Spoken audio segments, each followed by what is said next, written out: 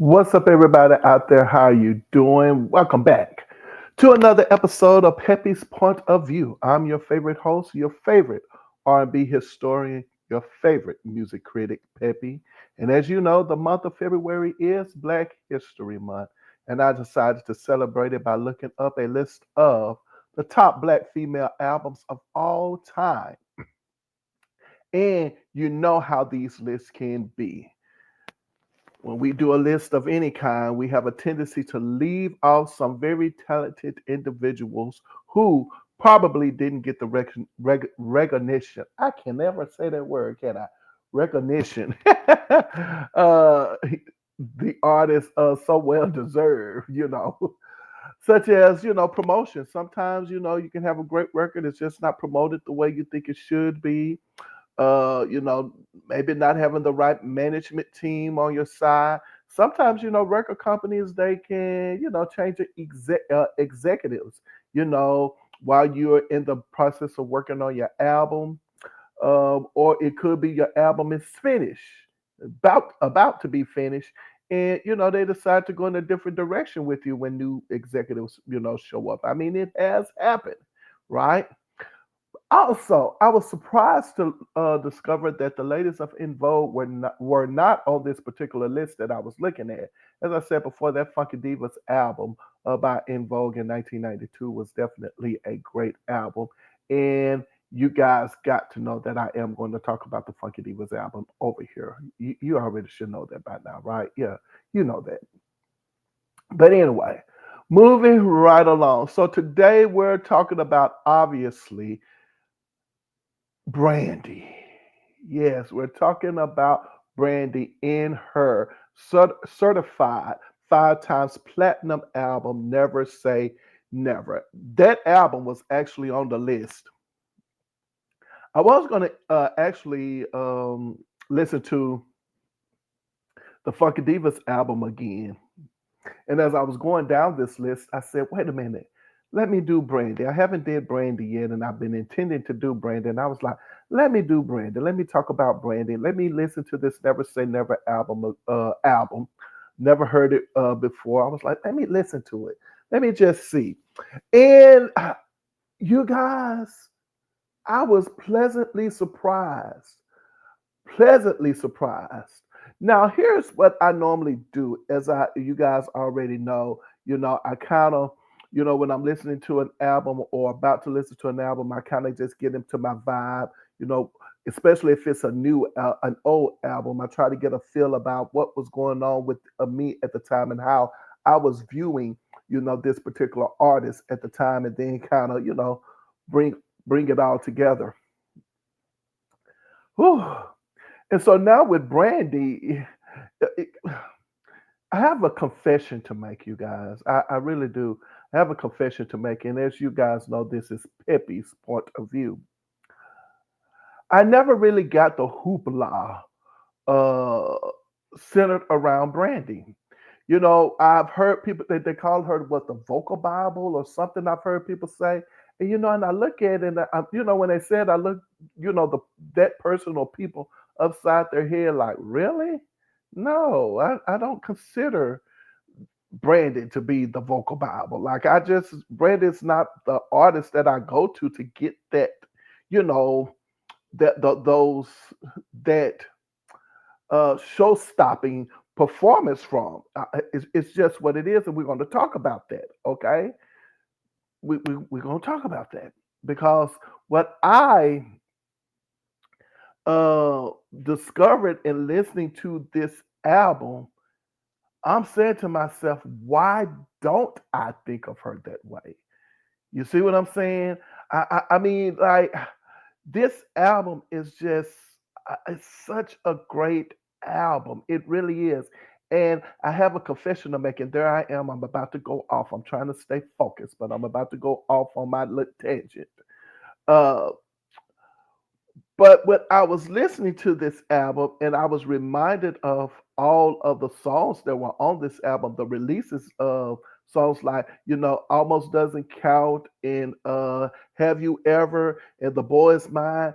And I'm saying to myself, like, yeah, like those were some big songs, for Brandy back in the day. I never considered them to be that major, but I like those songs. I never purchased this album though. I had Brandy's first album, but I didn't purchase her any albums after that. Like I totally lost interest in Brandy. And the way I'm going to approach this one is going to be a tad bit different than the way I approach other, albums that I have reviewed. So let me stop right there. Let me kind of get refocused again, you guys, because I kind of got off track. Whew, there we go. I recall back in high school when Brandy came out. I think I was in high school. Yeah, I think I was just now going into probably the ninth grade, I think. And I was in high school and I remember the song I Wanna Be Down. I was like, oh my gosh, like that was the song, I Wanna Be Down. And that song, especially the remix. I remember being at the pep rallies in high school and that song is playing, like, and everybody's in the gym and we just listening to the music, we're having a ball. Like that remix of I Want to Be Down just really, made us fall in love with Brandy again, right? So when I picture Brandy in that way. I picture Brandy as, um, I hate to say it this way. I look at her as an actress, right? Because I remember her from Moesha, but not only that, but the Thea show, right? And so we are all familiar with her in in that way, the actress, right? And the young actress at that. And somehow or another, I just feel like Brandy never came out of this box of being just this sweet, soft spoken, cute, uh, uh, girl. She has more of a. If I could put her in a category, I would say Brandy would probably be in the category of a Disney type actress. Like the Mouseketeers, things like that. That's how I see Brandy. That's how I have always seen Brandy, even to this day. Um, and I think that that's the thing that has hindered her career. I don't necessarily think that she has to do anything to taint her image. Not at all. I really don't think that that's the issue. It's just that I have a hard time putting her in a diva category. Yeah, there you go. Do you see where I'm going with this? Like when I see Brandy and I get a feel for Brandy, I don't get diva out of her at all. Right? So as I'm listening to this album, I didn't follow Brandy's career after the first album. I just kind of lost interest. And now that I am listening to this album in its entirety, again, 17 tracks in, and y'all already know how I told you how I feel about all of those, songs on an album. 17 tracks in, and I'm saying to myself, like, oh my gosh, I just finished listening to a Mary J. Blige album that had that many tracks. And now y'all got me listening to Brandy, and she got all of these tracks on this album as well. And I'm like, I just don't have time for this, right? And boy, was I wrong. I was wrong. I was wrong. I couldn't be more, listen, I couldn't be more wronger. Yeah, that's what I'm saying. Wronger. I couldn't be wronger. And listening to this album, I'm just like, whoa, I am literally like, she knocked my socks off with this album, you guys. And I'm not about to go into the album just yet. I'm trying to build up to something. So as I'm listening to this album and I'm getting a real good feel from the real good vibe from it, you already know how I feel about Missy Elliott and Timberland's production. I feel the same way about Rodney Jerkins' productions. I don't like them, not the production. I'm like, it's just too choppy. Like, what are you guys doing? Like, uh, uh, yeah, you mess with my attention span when you do that. Like, I can't concentrate with all that choppiness. That's how I describe it. Like, all that choppiness in your music. Just let the record play. Like, let the musician just play, the chord or whatever it is. Like, just leave it alone. Matter of fact, I give you an idea of it. It sounds like banging to me. Like that's the production side sound that I feel like when I hear stuff by Missy Elliott and Timberland and Rodney Jerkins. It just feels like it's choppy. I don't know. What's the man? Manny Fresh. I think Manny Fresh would fall in that category now that I think about it. But anyway, that's me going on my tangent. Come on back, pull it back in. So I'm listening to it and I'm like, okay, yeah, I don't have time for this Rodney Jerkins production. So I'm listening to it, pleasantly surprised, and now I'm like, wait a minute, something is just not right here. Like like like this here is a great album. So what should I be doing at this moment in time? I need to go to school. I need to be schooled on Brandy. That's how I'm looking at it now. Like Brandy, baby, I got to go to school. You're taking me to school, and I'm loving it because not only am I pleasantly surprised, I want to go down the journey. That's what I want to do. Like I'm like I want to take this Brandy journey now. And when I started to look up information about this particular album, I'm like, oh, now it makes sense as to the reason why I feel this way about this album. It makes sense. It makes sense. Hold on for a second. So it says here, the Never Say Never, excuse me, Never Say Never is the second studio album by Brandy. Released June 9, released June 9th, 1998 by Atlantic Records. Atlantic consulted David Foster as well as producer Rodney Jerkins and his team to work with Norwood on the record. Jerkins went on to craft the majority of the album and would evolve as Norwood's mentor and head producer on her succeeding projects. The lyrical themes on the album included the singer's personal experiences with love, monogamy, media bias, and maturity. Influenced by Mariah Carey and Whitney Houston, Norwood wanted to present a more mature facet of herself with the album, incorporating a ballad heavy style and an adult contemporary feel into her urban pop sound for the album. I was like, oh, I get it. That makes it helps me understand what was happening, at the time. Because as I said before, that's how I viewed Brandy. I view Brandy as I don't see Diva. I still don't see Diva or get Diva with Brandy. But I'm like, okay, this here is making sense to me, right?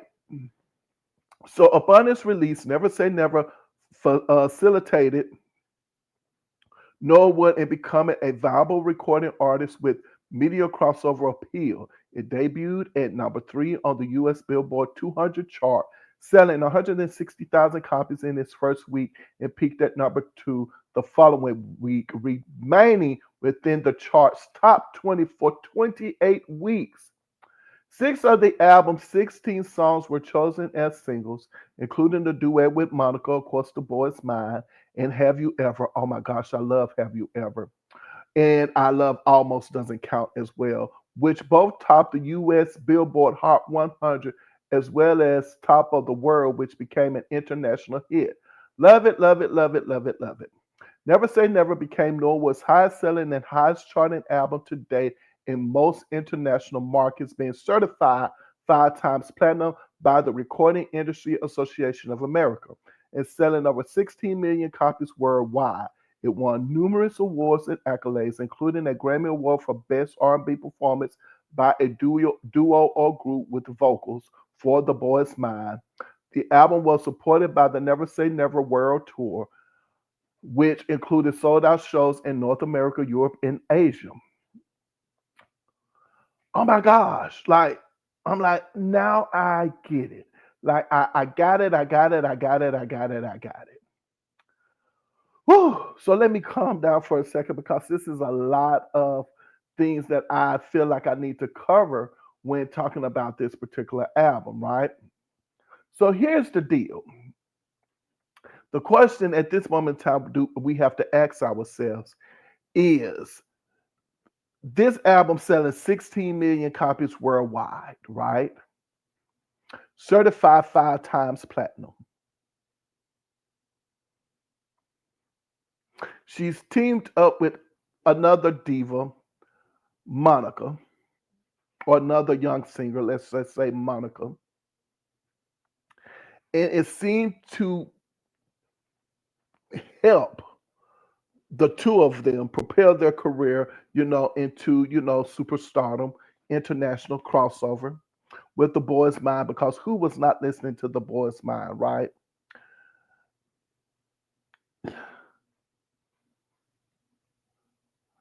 And while that track and other tracks on the album were good, did this make her become the diva? Did she live up to the expectations of becoming a Whitney Houston, Mariah Carey style singer? Now, if you followed me before, then you know how I feel, as I said, about this production style. And when it was time for Whitney Houston to record her album, My Love Is Your Love, I feel the same way. I was like, oh, you're losing me, Whitney. You're losing me. Like I'm not liking this. I'm not liking the direction that the record company is taking you in as far as this style of production. Did it work? Yeah. The Missy Elliott records, did they work? Yeah. So on and so forth. Dark Child, did it work? Yeah. But I don't think that these are the type of productions I look for when I'm thinking about diva. Like I'm looking at someone who can definitely carry a power ballad. I'm looking for my divas to really just stand center stage and belt out a tune. And that's what I feel like I just don't get with Brandy. I don't get her. I don't see her standing, even though she has have a great, I guess career friendship, what have you, with the late, diva of all divas, Whitney Houston, and so on. And we do know that Brandy, we're not taking anything away from her vocals at all, but I just don't see her in that light, right? I still see her as, young, cute, innocent, uh, Brandy. That's how I see her. And because she's not presented with those kinds of songs, she's not getting those Whitney Houston type ballads to me. I don't. And who knows? I haven't heard her entire catalog, but I have nothing, and I will always love you, and songs like Visions of Love and Hero and all of that stuff. That's to me what makes these divas divas. It's not, you know, the upbeat songs that probably break records, sell records, and so on and so forth. It's those ballads. And while songs like Almost Doesn't Count and Have You Ever are great songs, but at the end of the day, Brandy, from a vocal standpoint, she is not going into those rafters. And I think that that's the problem why I don't see Brandy as being, oh gosh, my diva, my go-to diva.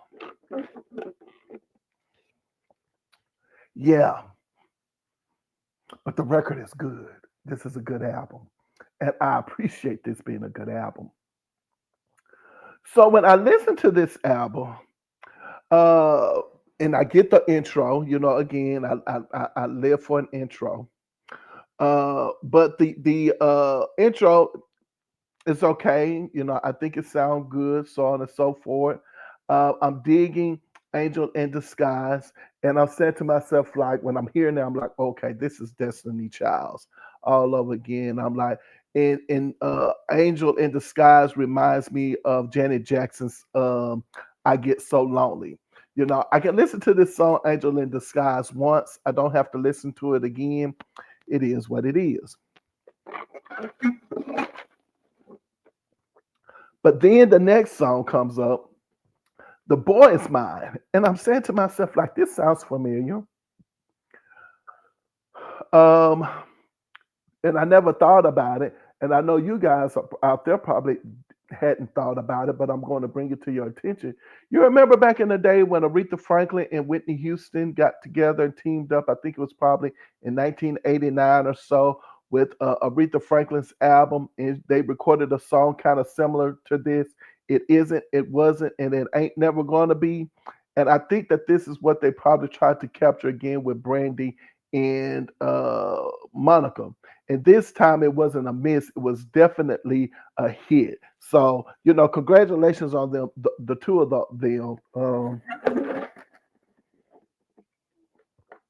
for, having that, success with that record, because I know it was huge for both of their careers. Speaking of which, another thing that I found to be interesting, and I know is record company politics, would be the fact that both songs were featured on uh Monica and Brandy's album, with with the single being on Brandy's album, but Monica's album was actually titled "The Boy's Mine." So I'm going to assume that the song was originally a Monica song, or was it originally a Brandy song? I don't know. Maybe I need to go into the details of that to kind of figure out exactly,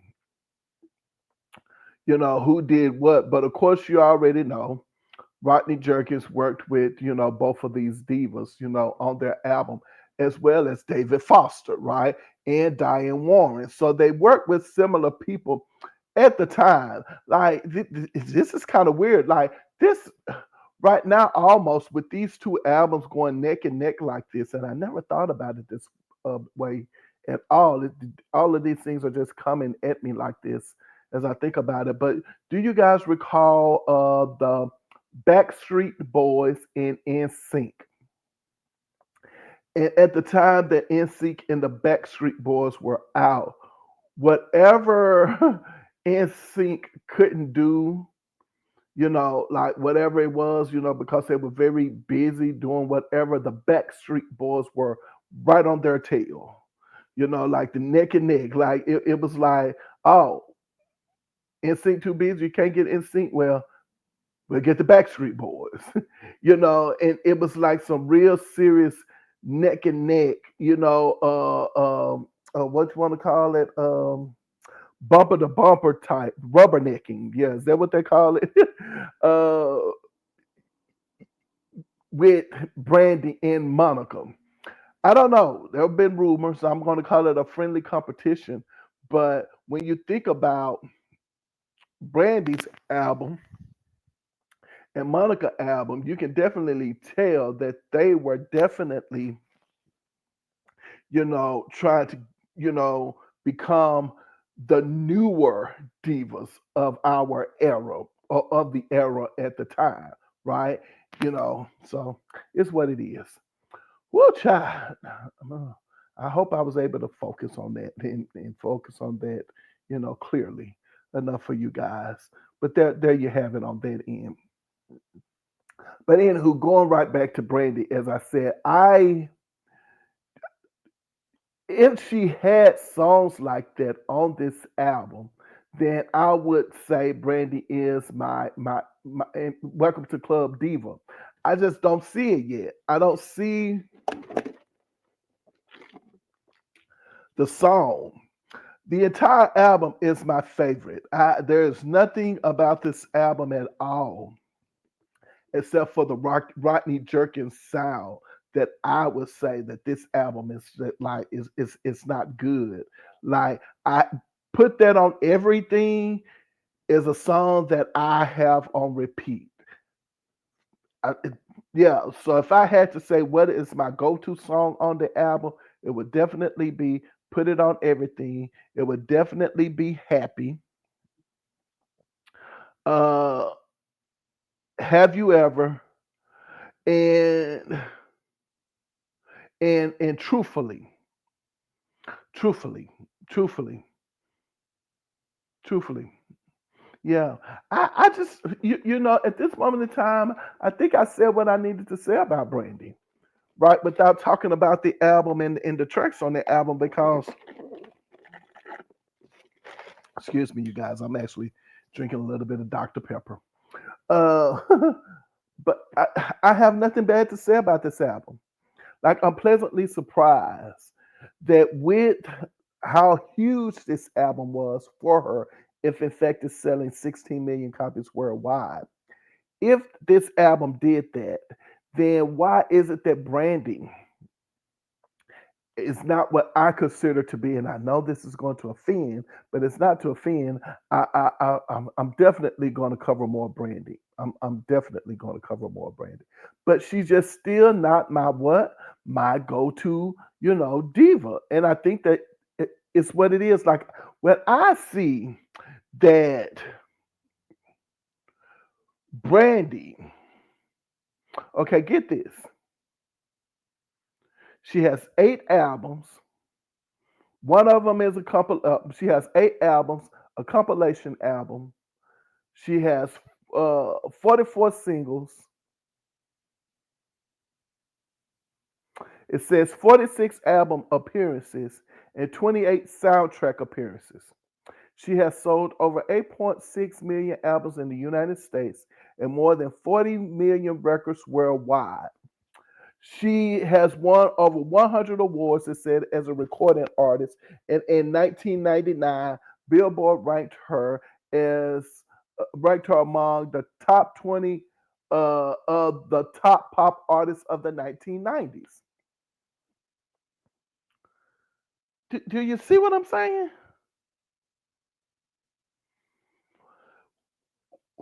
She has sold over 40 million records worldwide. And I know to me, she's a fan favorite. Like, we love her. Like overall in general, like we love her. You know what? I'm gonna say this, and I think I'll be done. She reminds me of what's that girl name? Raven Simone. Let's just call it a day. Let's just call it a day.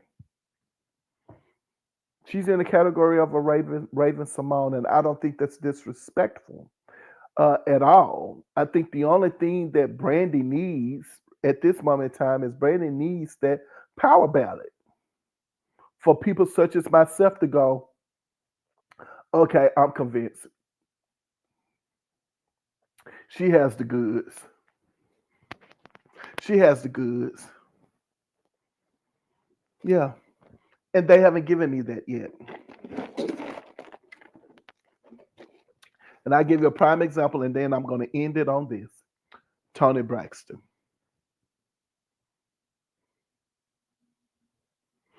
When Tony Braxton finally got that power ballad, that was when, we opt for me. I'm like, okay, she's in Club Diva. Yeah. That's all it takes, Brandy. Is like, and nowadays it doesn't have to necessarily be a full album. Like she can release, a song that showcases her vocal abilities. Like, you have any doubts? This is the song, and that's pretty much it. Well, I thank you guys for hanging out with me. I appreciate it. If you've made it this far in my commentary, I think it's only appropriate for me to ask you to hit the like button, the subscribe button, the share button, leave a comment, all of that wonderful stuff. I really and truly do appreciate it. Thank you very much. My motto over here is simple: put your behind where your heart desires to be. And whenever I leave my mother's presence, she always says to me, "Baby, remember I love you, but God loves you best." I look forward to seeing you next video. And until then, I look forward to seeing you next video. Remember that now. And until then, take care of yourselves. All right.